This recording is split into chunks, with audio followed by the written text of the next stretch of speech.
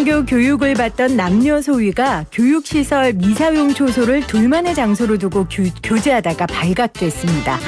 광주 상무대 육군 보병학교의 신임장교 지휘 참모 관리 과정 교육생 커플인데요.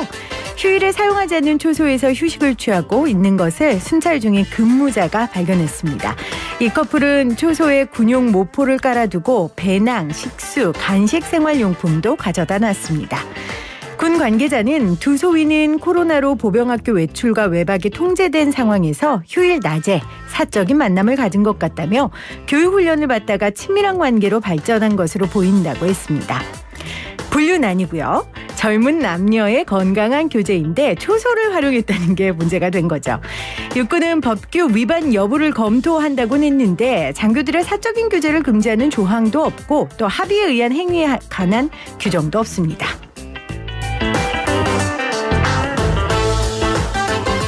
군인들이 초소 내에서 그러면 안 된다는 거야 알겠지만 코로나 때문에 휴일에 밖에도 못 나가는 이 피 끓는 연인들이 저는 안쓰럽기만 합니다. 좀 낭만적이기도 하고요. 군대를 모르는 철없는 소린가요? 뜨거운 이슈 따뜻한 사람 5월 26일 김혜민의 이슈 앤 피플 시작합니다.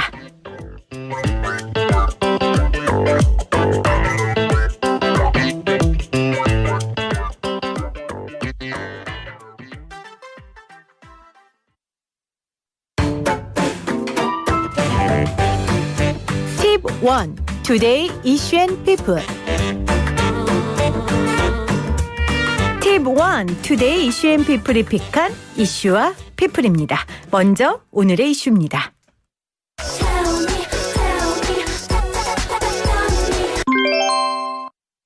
이제 코로나 백신 1차 접종한 분들은 야외에서 마스크를 벗을 수 있고요. 종교활동 때 인원 제한 적용을 받지 않습니다. 그리고 다음 달부터는 1차 접종자는 직계가족 모임 인원 제한에서 제외됩니다. 정부가 오늘 발표했는데요. 코로나19 백신 접종을 완료한 사람은 7월부터 사적 모임뿐 아니라 식당이나 또 카페 이용 제한 인원 숫자에서도 제외됩니다. 와, 이 소식 전해드리기만 해도 마스크 벗고 숨 쉬는 시원한 느낌이 듭니다. 어서 오거라 일상아. 지난 22일 남양주에서 커다란 개에 물린 50대 여성이 목숨을 잃는 안타까운 일이 있었는데요. 오늘 YTN이 사고 당시 영상을 공개했습니다. 야산으로 산책을 간 50대 여성이 성인 덩치만한 개에 물려 3분 넘게 사투를 벌입니다. 그리고 힘겹게 언덕을 내려오는데요. 안타깝게도 사망했습니다. 개물림 사고는 개를 부주의하게 관리한 견주에게 책임을 물 수 있지만 이 개의 주인을 현재 못 찾고 있는 상황입니다. 유족들은 다시는 이런 사고가 발생하지 않기를 바란다며 사고 영상을 공개한다고 밝혔습니다.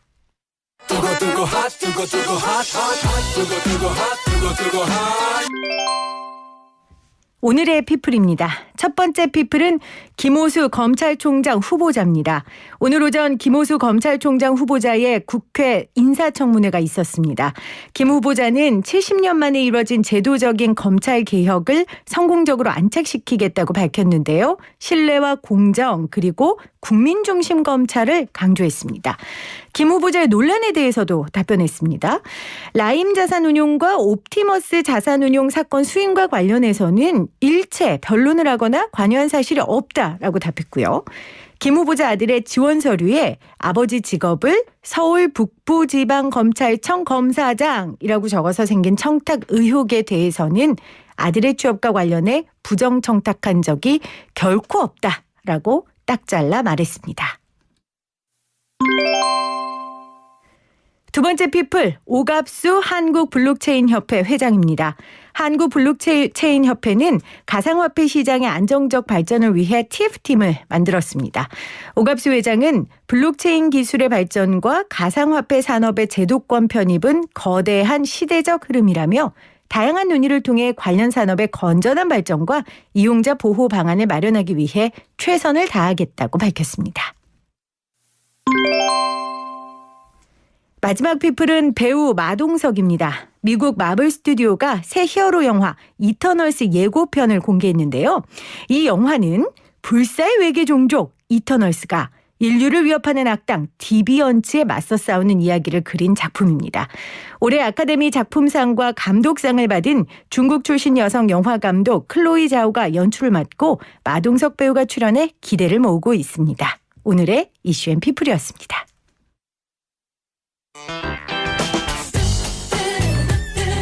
노래 한 곡 듣고 올게요. 진주의 Everybody.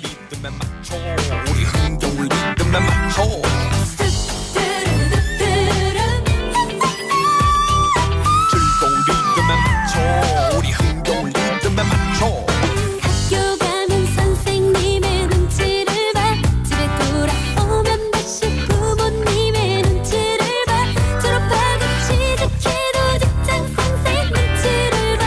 이건 대체 살 수가 없네. 이럴 땐 everybody 우리 모두 여기 모여. 즐거운 리듬에 맞춰 우리 흥겨운 리듬에 맞춰 모든 걸 잊고서 즐거운 리듬에 맞춰 우리 흥겨운 리듬에 맞춰 버스를 타면 사람들이 너무 많아. 지하철을 탔는데도 사람들이 너무 많아. 시험 보러 가면 경쟁자들이 너무 많아. 이건 대체 살 수가 없네. 이럴 땐 everybody 우리 모두 여기 모여. 리듬에 맞춰 우리 흥겨운 리듬에 맞춰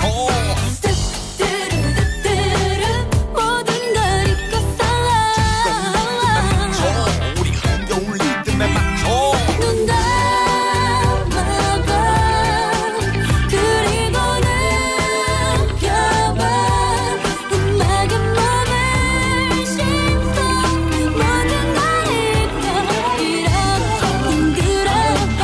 Hey mama come on break it down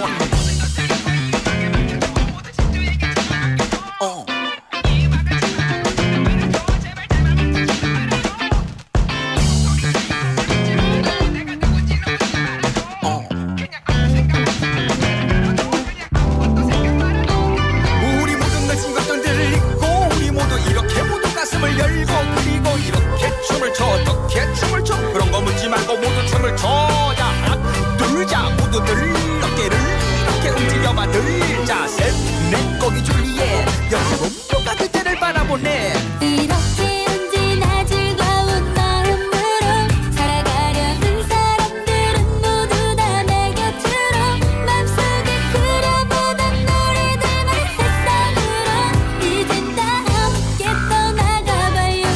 이럴 땐 everybody 우리 모두 여기 모여. 즐거운 리듬에 맞춰 우리 흥겨운 리듬에 맞춰 모든 걸 잊고서 즐거운 리듬에 맞춰 우리 흥겨운 리듬에 맞춰 우리 모두 여기 모여. 즐거운 리듬에 맞춰 우리 흥겨운 리듬에 맞춰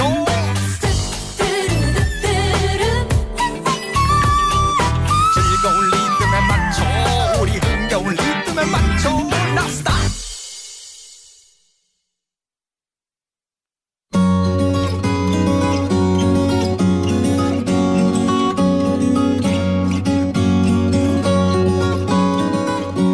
김혜민의 이슈앤피플 하루 이슈를 키워드로 정리해 보겠습니다. 톡톡 뉴스와 상식 매주 수요일은 최희 아나운서와 함께합니다. 어서 오세요. 안녕하세요. 지금 유튜브 보이는 라디오 창에 네. 다비드리님께서 오늘 휘블리데이여서 동접수가 급증했네요. 맞아요? 급증했나요? 급증했어요. 아, 정말요? 우리 아유. 그렇다고 믿죠 뭐. 아, 네. 믿는 대로 되는 거니까. 네, 받아드리겠습니다. 네, 이제. 오늘 최희 아나운서 덕에 김혜민의 이슈앤피플의 보이는 라디오 동접자 수가 늘었습니다, 여러분. 네, 확인하시려면 유튜브 들어오셔서 YTN 라디오 치시면 보이는 라디오 함께하실 수 있습니다.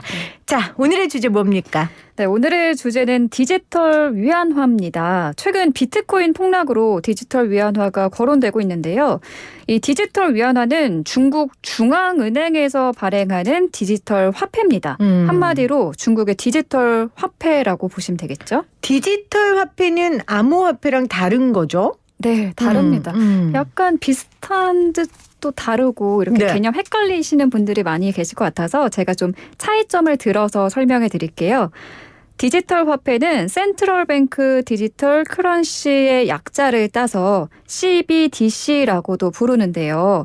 각국의 중앙은행에서 발행을 합니다. 네. 반면 비트코인으로 대표되는 암호화폐는 민간에서 발행합니다. 큰 차이네요. 네, 이게 가장 크고 또 중요한 차이라고 볼 수가 있고요. 네. 암호화폐는 자금 세탁 목적으로 좀 검은 돈으로 사용되기도 하잖아요. 그래서 디지털 화폐는 중앙은행에서 발행하고 또 통제가 되기 때문에 이를 방지할 수 있습니다. 그리고요? 네, 또 교환 가치에서도 둘은 차이를 보이는데요. 디지털 화폐는 액면 고정, 즉 현금과 동일한 가치를 보장하고요. 네. 암호화폐는 수요 공급에 의해서 계속 바뀌게 되죠. 변동성이 큽니다. 자, 우리 휘 아나운서가 디지털 화폐와 암호화폐의 차이점에 대해 잘 설명을 해주셨어요. 그러면 본론으로 돌아가서 네. 중국 디지털 위안화 이게 비트코인 폭락하고 지금 관계가 있다는 거죠? 네네. 무슨 관계가 있어요? 네, 중국이 지난주죠. 암호화폐 거래와 투자, 거래는 물론이고 채굴까지 모두 금지한다고 밝혔습니다. 이날 비트코인은 전날 대비 30% 하락을 했고요. 또 주요 암호화폐 가격이 40%까지 급락했습니다. 중국의 류허 부총리는 지난 21일에 비트코인의 채굴과 거래 행위가 금융 시스템 전반을 위협한다. 강력하게 단속할 것이라고 말하기도 했는데요. 이렇게 중국의 암호화폐 규제 목소리가 나올 때마다 네. 암호화폐 시장이 출렁이고 있습니다. 네. 뭐 지난주 내내 암호화폐 하시는 분들은 굉장히 눈물의 한 주를 네, 보내셨어요. 맞아요. 중국이 갑자기 이러는 이유가 뭡니까? 사실 중국의 암호화폐 시장을 압박한 거는 이번이 처음은 아닙니다. 네.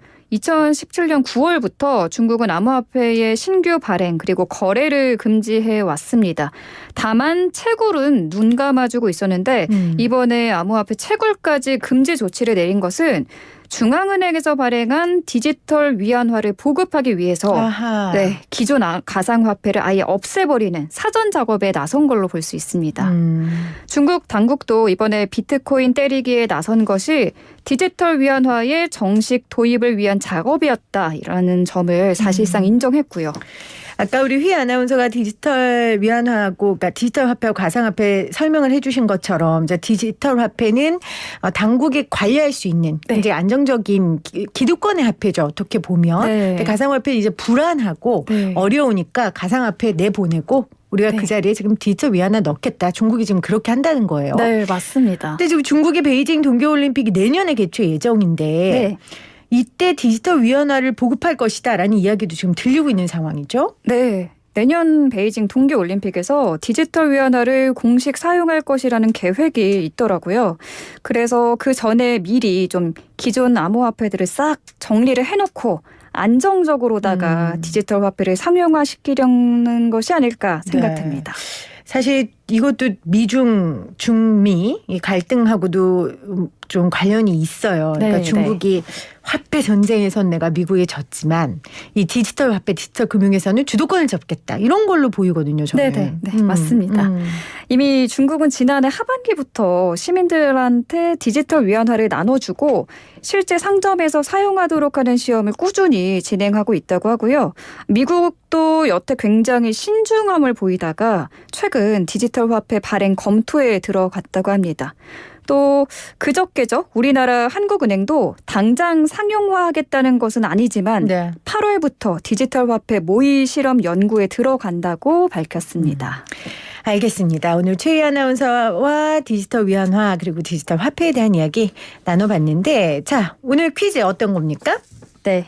오늘도 퀴즈 나갑니다. 상품 빵빵하게 준비되어 있으니까요. 빵빵합니다. 지금 문자로 우리 7734님이 별 기대 없이 보낸 문자가 당첨돼서 김치를 받았다고 오. 양이 5kg이나 돼서 저와 처지가 비슷한 이웃과 조금씩 나눠 먹었다고. 와 나눠 먹었으면 얼마나 더 맛있으셨겠어요. YTN 라디오 김치도 나눠주나요? 그럼요. 진짜 좋은 휘 방법이네요. 아나운서도 문자 참여하세요. 저도 보내야겠어요. 보내도 안 뽑아줄 거지만 그래도 보내세요. 네. 자, 여러분 7734님의 행운이 여러분에게도 갈 수 있습니다. 퀴즈 잘 들어보세요. 네. 민간이 아닌 중국 중앙은행에서 발행하는 화폐로 CBDC라 불리는 중국의 요것은 무엇일까요? 1번 디지털 위안화, 2번 아날로그 위안화. 와, 1번 디지털 위안화, 2번 아날로그 위안화. 어디로 보내면 돼요? 네, 정답 아시는 분은 샵 0945번, 우물정 0945번으로 보내주시면 되고요. YTN 라디오 애플리케이션이나 유튜브 댓글창을 통해서도 무료로 참여하실 수 있습니다. 무료로 참여하실 수 있는데 상품은 못 드려요. 왜냐하면 개인정보를 네. 보내주셔야 저희가 상품을 드리니까 네. 여러분 선물 받고 싶으신 분들은 샵 문자로. 0945 우물정 0945로 문자 보내주시면 저희가 몇 분 선정해서 선물 보내드리도록 하겠습니다. 톡톡 뉴스와 상식 오늘은 최희 아나운서와 함께했습니다. 고맙습니다. 감사합니다.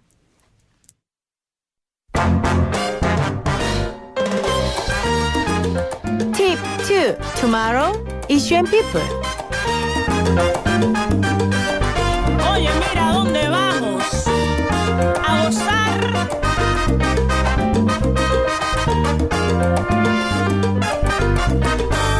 Cuando vayas pa'l sarao, camina, disfruta y canta un son. Qué bien lo habíamos pasado. El ritmo que sabroso.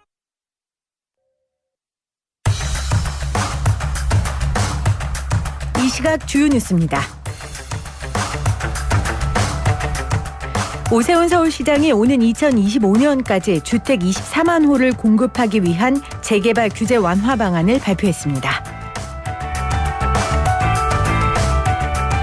정부의 이사 공급 대책이 조금씩 속도를 내는 분위기입니다. 이번에는 서울과 인천의 역세권이 주택 공급 후보지로 선정됐는데요. 정부는 공급 대상 83만 가구 가운데 23만 가구 후보지가 확보됐다고 밝혔습니다.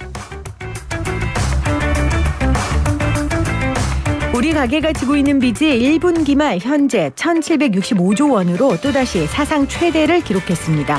이 가운데 미국에서 금리 인상 움직임도 있어 조만간 우리도 금리 인상 압박을 받을 수밖에 없어 보입니다.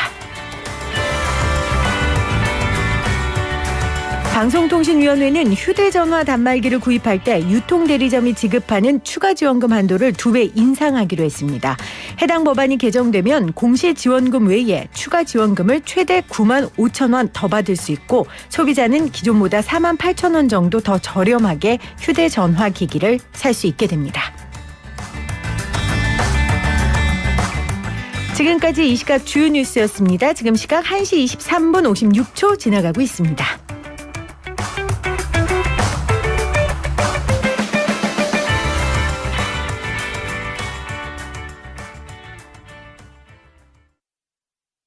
Let's celebrate, celebrate good times, come on now. Let's celebrate, celebrate good times, come on now, na na na. 김혜민의 이슈앤 피플.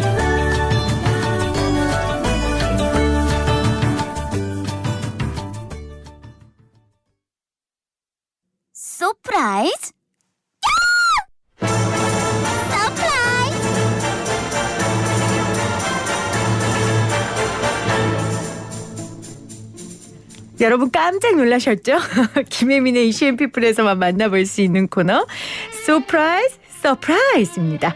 이 시간에는 우리 사회의 이슈를 데이터를 통해 점검하고 대안을 생각하는 시간입니다. 데이터카우의 신수연님 나오셨어요. 어서 오세요. 네, 안녕하세요. 어때요 이러고? 나만 놀랐어요? 저도 놀랐어요. 굉장히 편안하신데요. 자, 2주 만에 뵙는데요. 복습 차원에서 데이터로 우리가 문제를 바라보고 생각해보는 게 왜 중요한지 한 번 더 짚어주실까요? 네, 이제 우리 사회가 다양한 문제를 가지고 있는데요. 이 문제들을 이제 데이터를 통해서 말해달라는 요청을 드리고 있어요. 데이터를 기반으로 이야기하면은 사회에 많은 사람들이 공유할 수 있는 출발점을 만들 수 있다고 생각을 합니다. 많은 사람들이 이제 더 넓고 단단하고 평평한 바닥에서 더 같이 많이 다양하게 이야기하면은 사회 문제를 해결에 이제 도움이 될 거다. 더 좋은 질문을 만들고 다듬어 나가는 과정이라고 봐주시면 될 것 같아요. 지금 넓고 단단하고 평평한 바닥. 이라고 말씀을 하셨는데 그러니까 어떤 편견도 없이 어떤 잘못된 왜곡된 정보도 없이 우리가 데이터를 가지고 평평한 바닥에서 함께 논의를 하면 더 생산적인 대안이 나올 수 있는 거죠. 네, 그렇습니다. 그래서 데이터가 굉장히 중요하고 그 일을 데이터 카우가 하고 있고요. 우리가 데이터 카우에서 일어나고 있는 많은 질문과 답변을 일주일에 한 번씩 채택해서 수요일에 여러분들께 전해드립니다. 자, 오늘 어떤 주제 가지고 오셨어요? 오늘은 이제 탄소 배출을 하고 기후 위기를 주제로 이야기를 좀 풀어가려고 해요. 네네.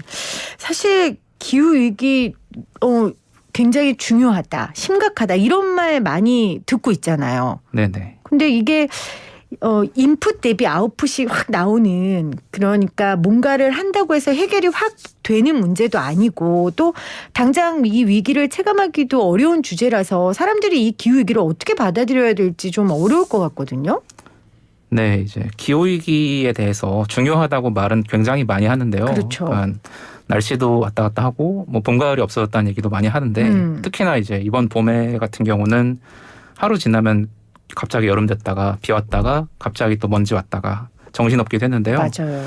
사실 기후 위기가 심각하고 중요하다는 얘기는 저보다 그 아주 많은 전문가분들이 얘기를 많이 해주고 계세요. 네. 그래서 조금 다른 이야기를 해보자. 그게 이제 계기가 된 게 며칠 전에 정상회담을 했잖아요, 저희가. 맞아요. 한미 정상회담. 네. 미국의 이제 바이든 대통령이 취임 첫날에 굉장히 많은 일들을 했어요. 근데 그 중에 하나가 파리 기후 협약이라는 것에 복귀를 약속한 거예요. 파리 기후 협약. 네. 어떤 건지 파리 기후 협약을 조금 설명해 주세요.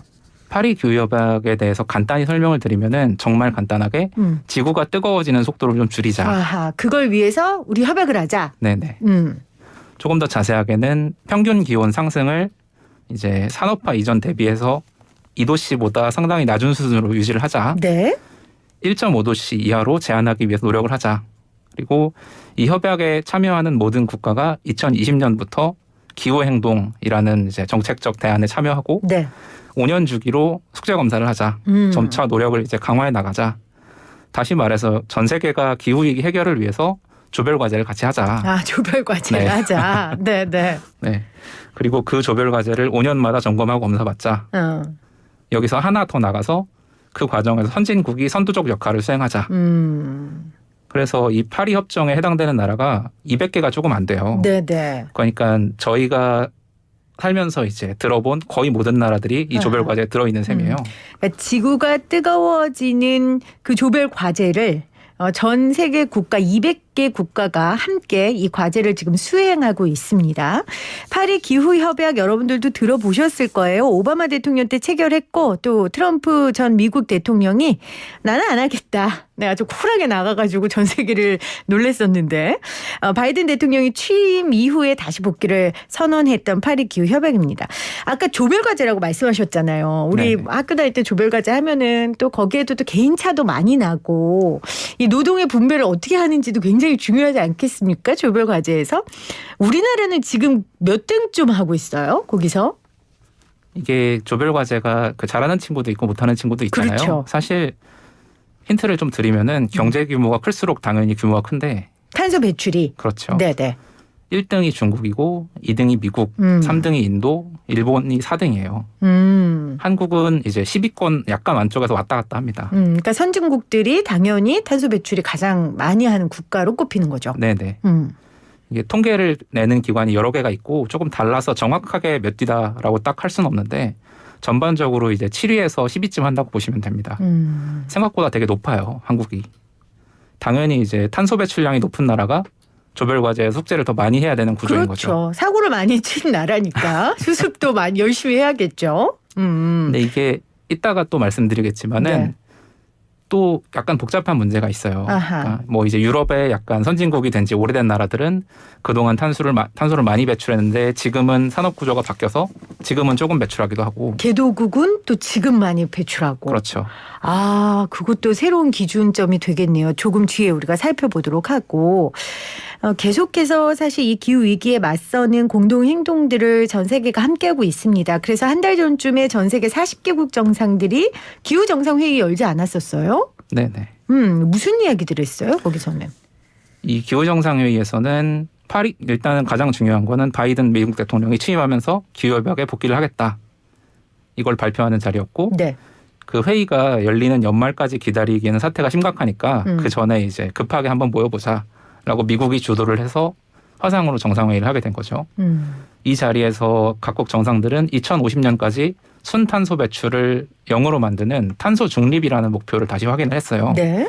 이걸 영어로는 넷제로라고 얘기를 하는데 넷제로라는 게 어려운 개념이 아니라 이제 저희가 산업을 뭔가 운영을 하게 되면은 뭐 공장에서 이산화탄소도 나오고 뭐 다른 거 그러니까 온실가스도 나오고 하는데 자연에서는 자연적으로 이제 흡수하는 양이 있어요. 숲이 생기고 뭐 숲이 이산화탄소를 산소로 바꾸고 이러면서 그 탄소를 줄이는 역할을 자연적으로 하게 되는데 네. 이 플러스 마이너스 제로를 그러니까 플러스 마이너스를 제로섬으로 만들자. 아하. 그러니까 산업을 완전히 다 없앨 수는 없잖아요. 탄소를 0으로 만들기 위해서. 그렇죠. 그래서 최소한 발생되는 그 탄소를 자연스럽게 다시 삼킬 수 있는, 해결할 수 있는 뭐 숲이라든지 이런 자연적인 행동들을 통해서 넷제로를 해보자. 네네. 그 얘기인 거예요.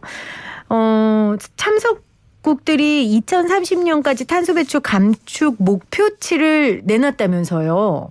네. 그렇죠? 그렇죠. 그러니까 그만큼 기후 위기가 심각한 건데 그래서 목표치가 얼마나 조정됐어요? 미국 같은 경우는 2030년까지 2005년 대비해서 50% 정도 온실가스를 더 감축하겠다. 네. 2015년 당시에는 25%에서 28% 정도였어요. 목표가 되게 많이 올라갔죠. 많이 올라갔네요. 네. 유럽연합 같은 경우도 원래는 40%였어요. 근데 이번에 새로 조정한 목표는 55%. 일본도 2030년까지 46%를 더 감축하겠다라고 목표를 발표를 했어요. 자, 탄소 배출 12인 우리나라는요? 여기서 이제 약간 민망한 일이 생깁니다. 민망한 일이요? 네. 어떤 일이요?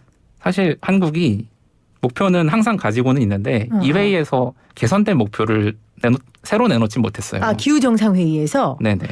왜요? 이게 문재인 대통령께서 기존 목표를 올해 안에 올리겠다라고는 말씀을 하셨는데 한국 정부는 지난해 이제 2030년까지 2017년 대비 24.4%를 감축하겠다라고 발표를 또 했는데 사실 이게 5년 전 계획이에요. 아, 그 다른 나라들은 지금 상향 조정해왔잖아요. 그렇죠.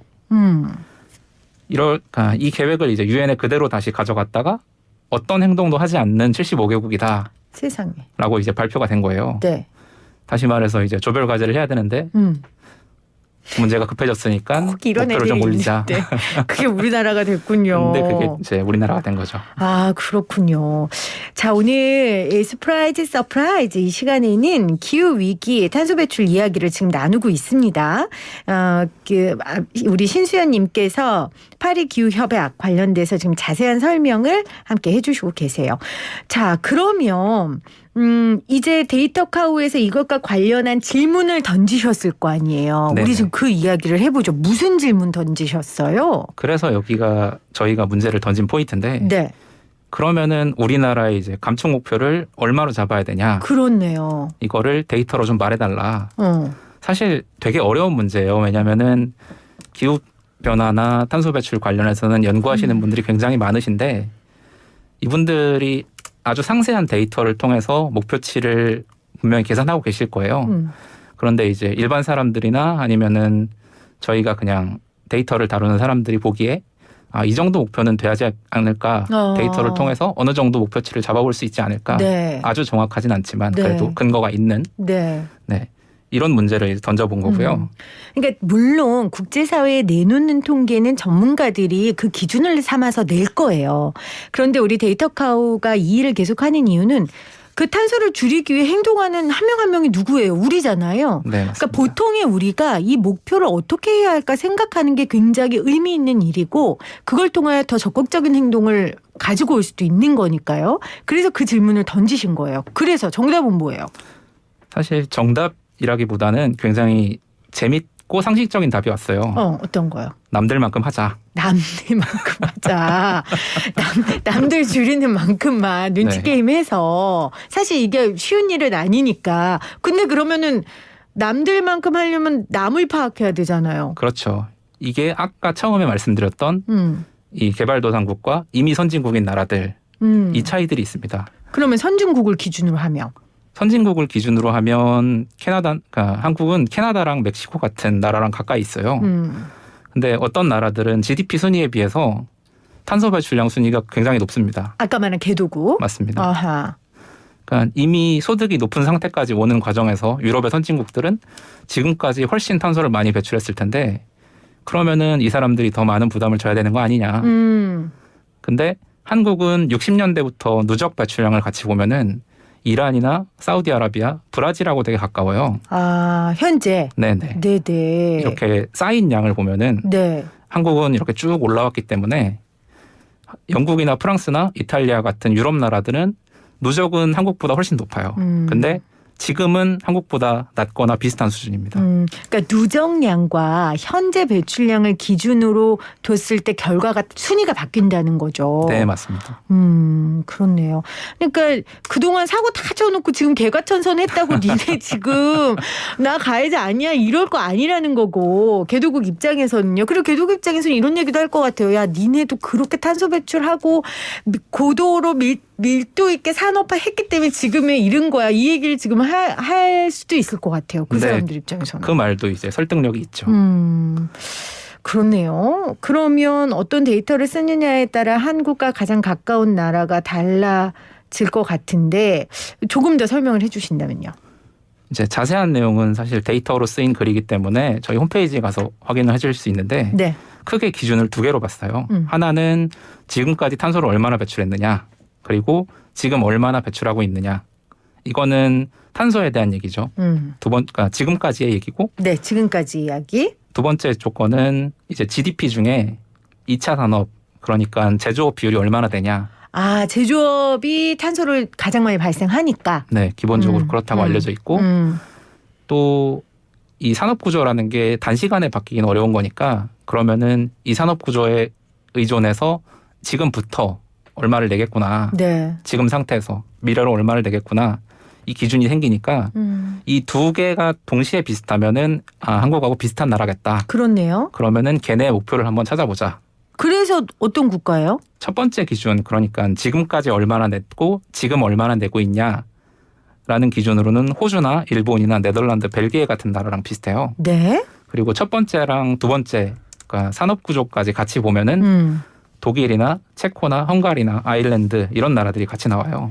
이게 비슷하면서도 약간은 다른 그런 나라들입니다. 어떻게 다를까요? 그러니까 비슷한 기준을 가진 나라들을 쭉 보면은 이제 독일 같은 경우는 당연히 제조업 기반이 강하고 그렇죠. 계속 꾸준히 성장하고 있는 그런 나라고요. 뭐 일본이나 호주나 네덜란드, 벨기에는 과거나 아까 제조업 비율이 일본 같은 경우는 높지만은 다른 나라들은 그렇게까지 높진 않고 네. 다른 나라들 같은 경우는 예전에 아주 빠르게 올라왔던 이미 선진국 반열에 올라와 있는 그렇네요. 네, 그런 나라들이 주로 속해 있어요. 2015년 대비해서 이제 2030년 감축률을 비교해 보면은 네. 이런 나라들하고 비교해 보면 한국이 그래도 낮아요. 그러니까 상향되기 전하고 비교해도 일본이 50% 정도를 감축한다고 2015년에 얘기를 했는데 네. 당시의 수치를 가지고 비교해 보면은 한국은 너무 적습니다. 아, 일본이 50%의 기준에 비해 한국이 너무 적단 말씀이세요? 네. 이렇게 비슷하다고 나온 나라들 네, 비해서 나머지 나라들 평균이 47%예요. 감축 목표가. 근데 한국은 10%가 조금 넘습니다. 아, 그러면 전 세계에서 같이 조별과제 하는 사람들이 좀 싫어하겠네요. 싫어할 수도 있고 한국이 이제 이미 선진국이 됐다라고 세계적으로는 받아들여지는데 그만큼의 책임을 다하지 않았다라고 그렇죠. 볼 수도 있는 거죠. 그렇네요. 아, 알겠습니다. 뭐 거듭 저희 말씀드리지만 이 목표를 설정하는데 이게 무슨 정확한 방법은 아니고요. 아까 말씀드린 것처럼 우리가 세계 시민으로서 이 세계에 놓여져 있는 조별과제를 같이 수행하려면 우리 스스로가 문제의 진단을 해야 되고 기준을 생각해 봐야 되기 때문에 우리가 이 이야기를 하는 거거든요. 맞죠? 네네. 그러니까 이게 목표를 설정하는데 정확한 방법이 절대 아니고요. 그냥 이제 비슷한 나라, 비슷한 조건에 있는 나라들이 얼마나 하는지 잘 보고 우리나라가 어디쯤 해야겠다를 이걸 한번 데이터로 설명해 보자. 라는 작업으로 받아주시면 될 것 같아요. 알겠습니다. 자, 또 이번 주에 던진 질문들 중에 재밌는 질문이 있었어요? 이번 주에 던진 질문들 중에서는 글쎄요. 백신 관련된 질문을 좀 하고 싶어요. 네네. 이제 백신을 접종하겠다라고 동의율에 대한 얘기를 많이 하는데요. 네, 아마 내일부터 60세 이상 맞습니다. 네.